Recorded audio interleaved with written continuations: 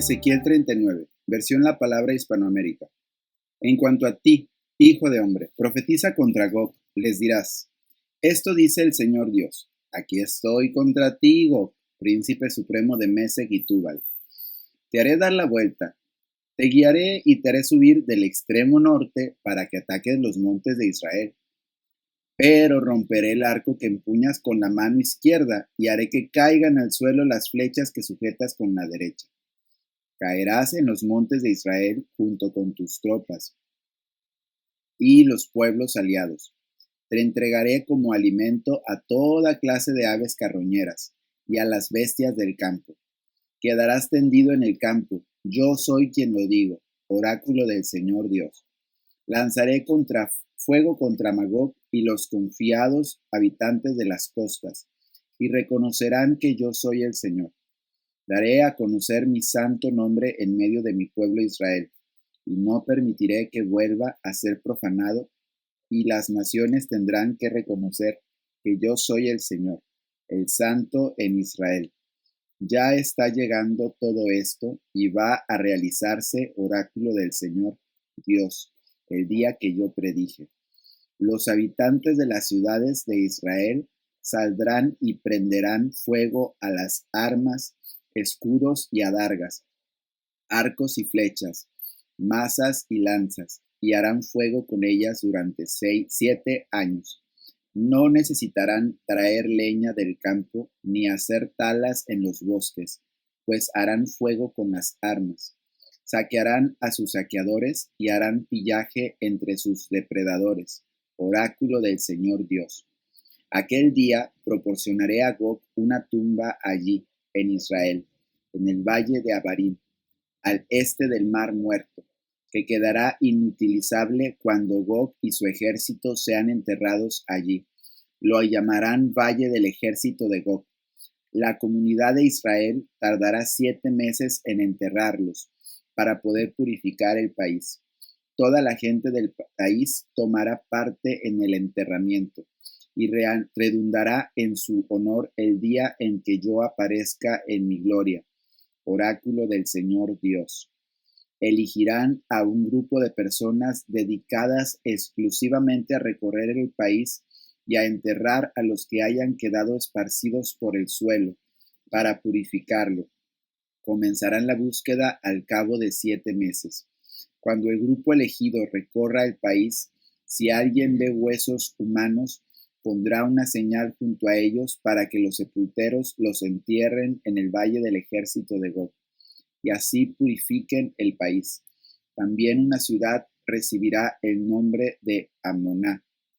En cuanto a ti, hijo de hombre, esto dice el Señor Dios: di a las aves de todas las clases y a todas las bestias del campo: reúnanse, vengan, júntense de los alrededores y participen en el sacrificio de proporciones gigantescas que voy a ofrecerles en los montes de Israel. Comerán carne y beberán sangre. Comerán carne de militares y beberán sangre de los príncipes de la tierra, todos sus carneros, corderos, machos cabríos y rollizos toros de Basán. Comerán grasa hasta hartarse, beberán sangre hasta emborracharse, cuando participen en el sacrificio que voy a ofrecerles. Se hartarán en mi mesa de caballos, jinetes, oficiales y soldados. Oráculo del Señor Dios. Conclusión. Manifestaré mi gloria entre las naciones. Todas las naciones serán testigos del juicio que voy a celebrar, cuando descargue mi mano sobre ellos. Y a partir de aquel día, Israel reconocerá que yo soy el Señor su Dios. Y las naciones reconocerán que Israel padeció el destierro a causa de sus pecados, pues me fueron infieles. Tuve que privarlos de mi presencia, y los entregué en manos de sus enemigos. Todos cayeron víctimas de la espada. Los traté como merecían su conducta inmoral y sus rebeldías. Tuve que privarlos de mi presencia. Por eso, así dice el Señor Dios: ahora cambiaré la suerte de Jacob. Me compadeceré de toda la comunidad de Israel y defenderé con pasión mi santo nombre.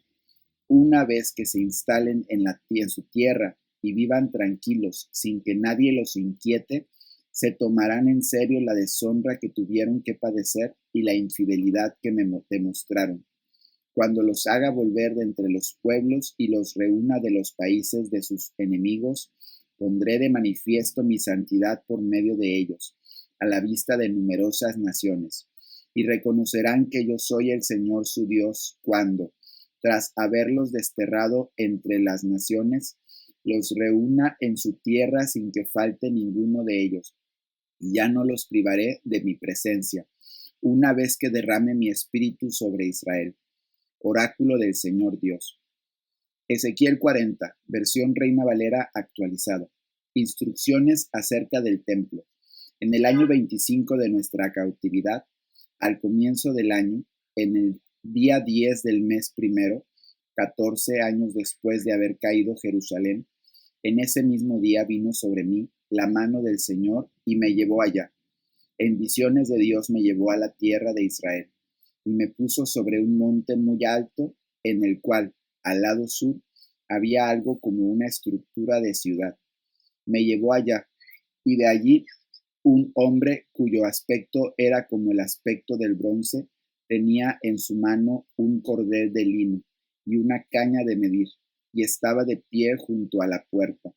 Aquel hombre me dijo: Oh hijo de hombre, mira con tus ojos y oye con tus oídos, y presta atención a todas las cosas que te mostraré, porque para que yo te las muestre has sido traído aquí. Declara todo lo que ves a la casa de Israel. He aquí que por fuera y alrededor del templo había un muro. En la mano del hombre había una caña para medir, la cual tenía 3 metros. Entonces midió el espesor de la estructura, la cual tenía 3 metros, y su altura, la cual era también de 3 metros. Después fue a la puerta que daba al oriente, subió por sus gradas y midió el umbral de la puerta, el cual tenía 3 metros de ancho. El otro umbral también tenía 3 metros de ancho. Cada celda tenía 3 metros de largo por 3 metros de ancho. Entre las celdas había una separación de 2,5 metros, y el umbral de la puerta que daba al vestíbulo por el lado interior de la puerta medía 3 metros. Asimismo, midió el vestíbulo de la puerta, el cual tenía 4 metros, y sus pilastras tenían 1 metro cada una. El vestíbulo de la puerta estaba hacia adentro. Las celdas de la puerta que daba al oriente eran 3 en un lado y 3 en el otro lado, todas de la misma medida. También tenían la misma medida las pilastras de cada lado. Midió el ancho de la puerta de la entrada de la puerta, el cual era de 5 metros. El largo del umbral era de 6,5 metros. El espacio delante de las celdas era de 50 centímetros a un lado y de 50 centímetros al otro lado. Cada celda tenía 3 metros por un lado y 3 metros por el otro lado. Midió en la puerta desde el fondo de una celda hasta el fondo de la celda opuesta, 13 metros. Una entrada estaba frente a la otra. También midió las pilastras, las cuales tenían 31 metros, y el atrio junto a la puerta también tenía pilastras alrededor.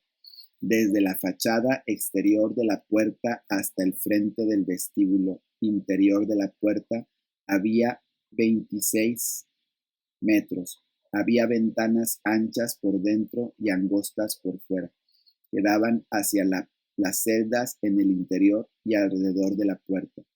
Asimismo, su vestíbulo tenía ventanas alrededor y hacia el interior, y en cada pilastra había decoraciones de palmeras. Luego me llevó al atrio exterior, y he aquí que había cámaras, y el atrio alrededor tenía un enlosado. Alrededor de aquel atrio, y dando hacia el enlosado, había 30 cámaras. El enlosado inferior de junto a las puertas correspondía a la longitud de las puertas. Midió el ancho desde el frente de la puerta inferior hasta el frente exterior del atrio interior y tenía 52 metros, así como en el norte era en el oriente. Luego midió el largo y el ancho de la puerta que daba al norte del atrio exterior. Tenía 3 celdas en un lado y 3 en el otro lado. Sus pilastras y su vestíbulo tenían las mismas medidas que la primera puerta, 26 metros de largo por 13 metros de ancho.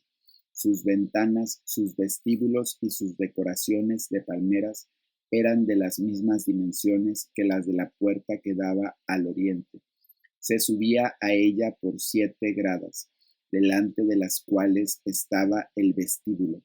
Enfrente de la puerta del norte, así como de la del oeste, había una puerta que daba al atrio interior. Él midió de puerta a puerta y había 52 metros. Luego me condujo hacia el sur, y he aquí que había otra puerta que daba al sur.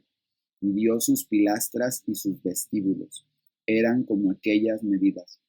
La puerta y los vestíbulos tenían ventanas alrededor, así como aquellas ventanas. Tenía 26 metros de largo por 13 metros de ancho. Se subía a ella por 7 gradas, delante de las cuales estaba el vestíbulo. Tenía decoraciones de palmeras sobre sus pilastras, tanto en un lado como en el otro lado. También había en el atrio interior una puerta que daba al sur. Midió de puerta a puerta, hacia el sur y había 52 metros. Santiago 2, versión Palabra de Dios para Todos.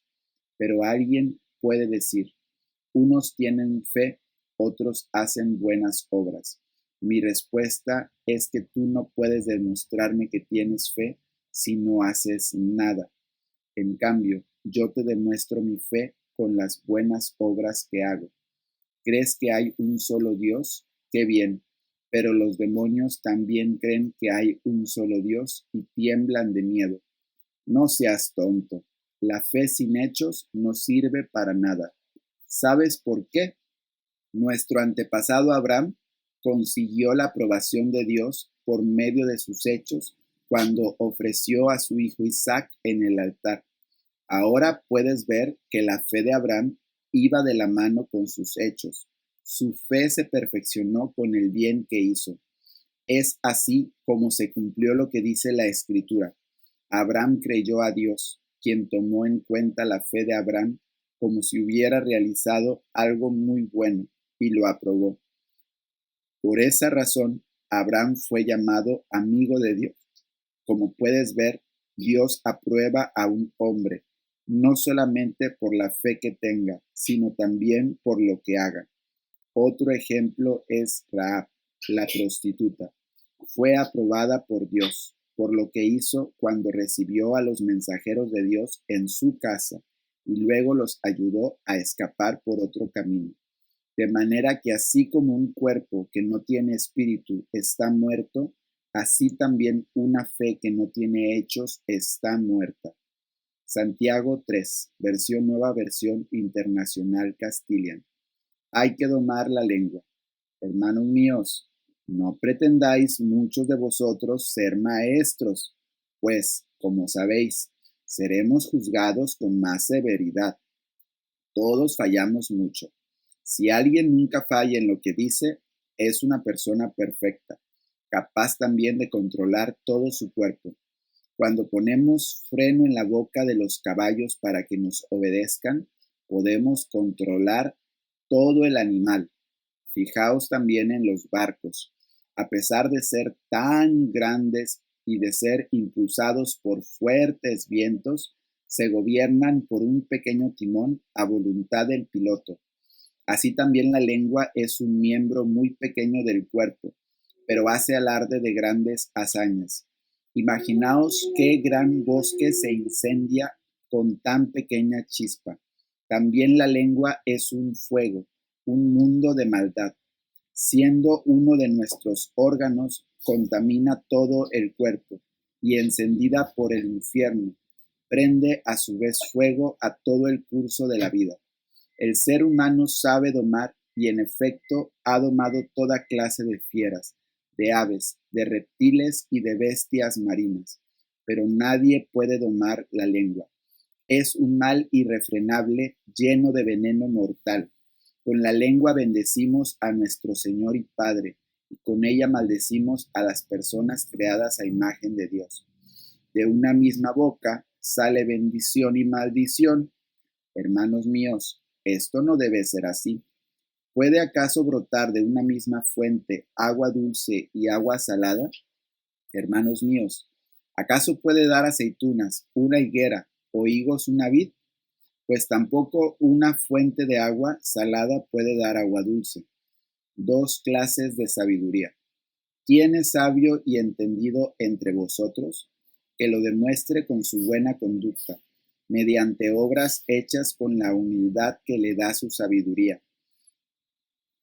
Pero si tenéis envidias amargas y rivalidades en el corazón, dejad de presumir y de faltar a la verdad.